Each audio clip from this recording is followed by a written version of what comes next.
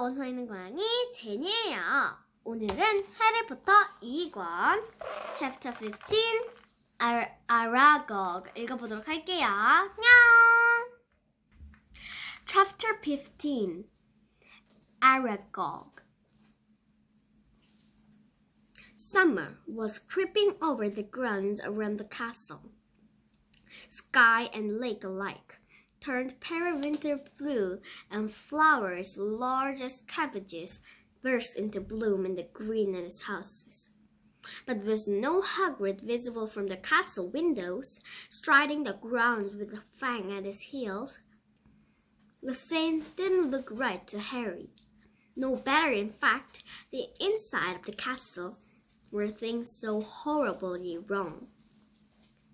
Harry and Ron had tried to visit Hermione, but visitors are now barred from the hospital wing. "We're taking no more chances," Madame Pomfrey told them severely through a crack in the hospital door. "No, I'm sorry. There's every chance that Attacker might come back to finish his spiffle off."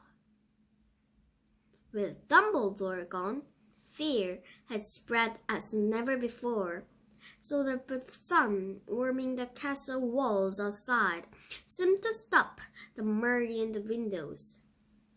There was a very odd face to be seen in the school that didn't look worried and tense, and any laughter that ran through the corridors sounded shrill and unnatural, and was quickly stifled. Harry constantly repeated Dumbledore's final words to himself. "I will only truly elect this school when none here are loyal to me. Help will always be given in Hogwarts to those who ask for it." But what good were these words? How exactly were they supposed to ask for help, when everyone was just as confused and scared as they were? Hagrid's hint about the spiders were far easier to understand. The trouble was, there didn't seem to be a single spider left in the castle to follow. Harry looked everywhere he went, helped rather reluctantly by Ron. They hampered on course by the loud run under off in their own, but had to move around the castle in a pack with the other Gryffindors. Most of their fellow students seemed glad that they were being shepherded from class to class by teachers, but Harry found it very irksome. One person, however, seemed to be thoroughly enjoying the atmosphere of terror and suspicion. Draco Malfoy was strutting around the school as though he had just been appointed head boy. Harry didn't realize what he was so pleased about until the potions lesson about a fortnight after Dumbledore and Hagrid had left, when, sitting right behind Malfoy, Harry overheard him gloating to Crabbe and Goyle. "I always thought the father might be the one who got rid of Dumbledore," he said, not troubling to ape his voice down. "I told you, he thinks Dumbledore is the worst headmaster the school's ever had. Maybe we'll get a decent headmaster now. Someone who won't want the Chamber of Secrets closed. McGonagall won't last long, she's only filling in." Snape swept past Harry, making no comment about Hermione's empty seat and cauldron. "Sir," said Malfoy loudly, "so why don't you apply the headmaster's job?" "No, Malfoy," said Snape, though he couldn't suppress a thin-lipped smile. "Professor Dumbledore has only been suspended by the governors. I dare say he'll be back with us soon enough." "Yeah, right," said Malfoy, smirking. "I expect you have Father's vote, sir. If you wanted to apply for the job, I'll tell Father you're the best teacher here, sir." Snape smirked as he swept up from the dungeon, fortunately not spotting Seamus Finnegan, who was pretending to vomit it to his cauldron. I'm quite surprised the Mudballs haven't all packed their bags by now, Malfoy went on. Bet you 5 galleons the next one times. Pity it wasn't Granger. A bell rang at that moment was locked, and Malfoy's last words, Ron had leapt up his stool, and he scrambled to collect bags and books. His attempts to reach Malfoy went unnoticed. Let me at him, Ron growled, as Harry and Dean hung onto his arms. I don't care. I don't need my wand, but I'm killing him with my bare hands. Hurry up. I got to take you all to herbology, barked Snape over the class's hats. And off they went crocodile fashion, with Harry, Ron, and Dean bringing up the air. Ron still trying to get loose. He was only sick. They let go of him when Snape and sent out of the castle, and they were making their way across the vegetable patch towards the greenhouses. The herbology class was very subdued, and there are now 2 missing from their number, Justin and Hermione.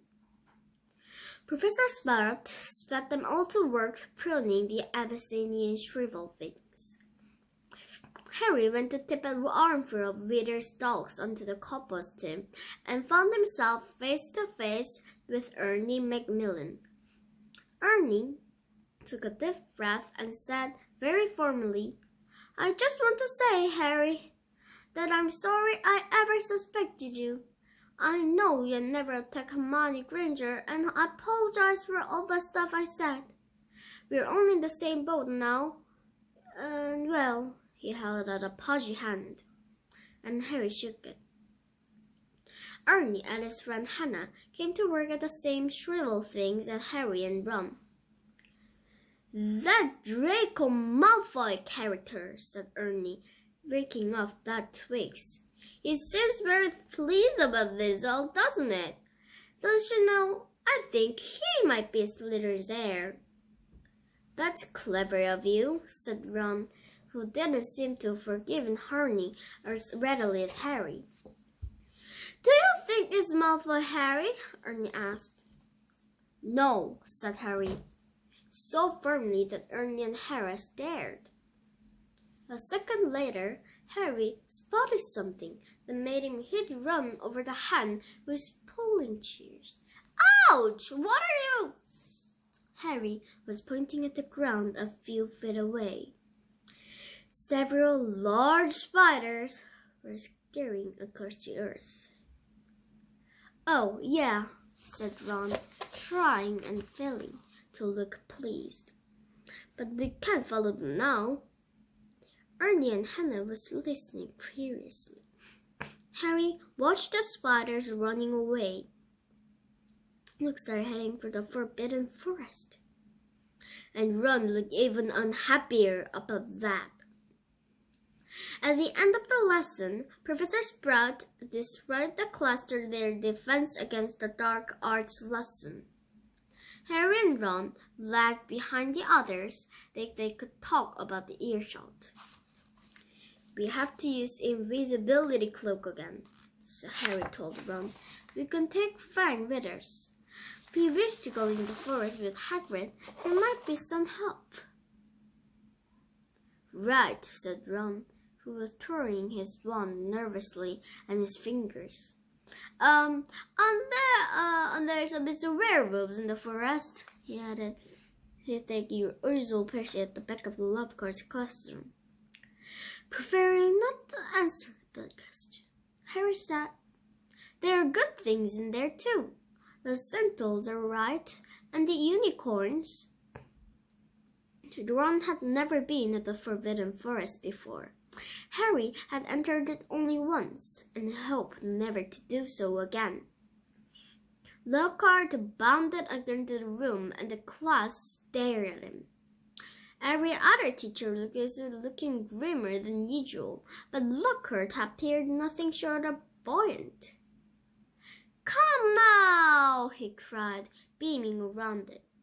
Why all these long faces? People swapped exasperated looks, but nobody answered. "Don't you people realize," said Lockhart, speaking slowly as though they were all the dim, "the danger has passed. The culprit had been taken away." "Says who?" said Dean Thomas loudly. "My dear young man, the Minister of Magic wouldn't have taken Hagrid if he hadn't been 100% sure that he was guilty," said Lockhart, in the tone of someone explaining the one that Mum made too.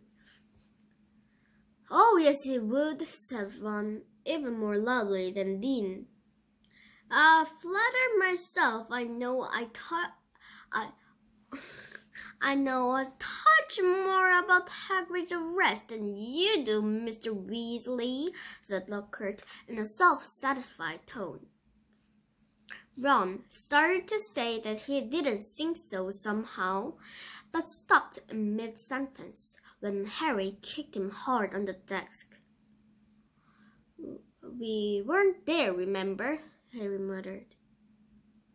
But Lockhart's disgusting cheeriness, his hints that he had always thought Hagrid was no good, his confidence that the whole business was now at an end, irritated Harry so much that he yearned to throw "getting with goals" right in Lockhart's stupid face.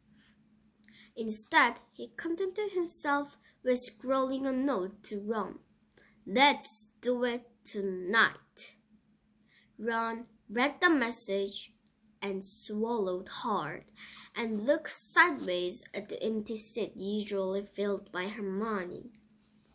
The sight seemed to stiffen his resolve, and he nodded.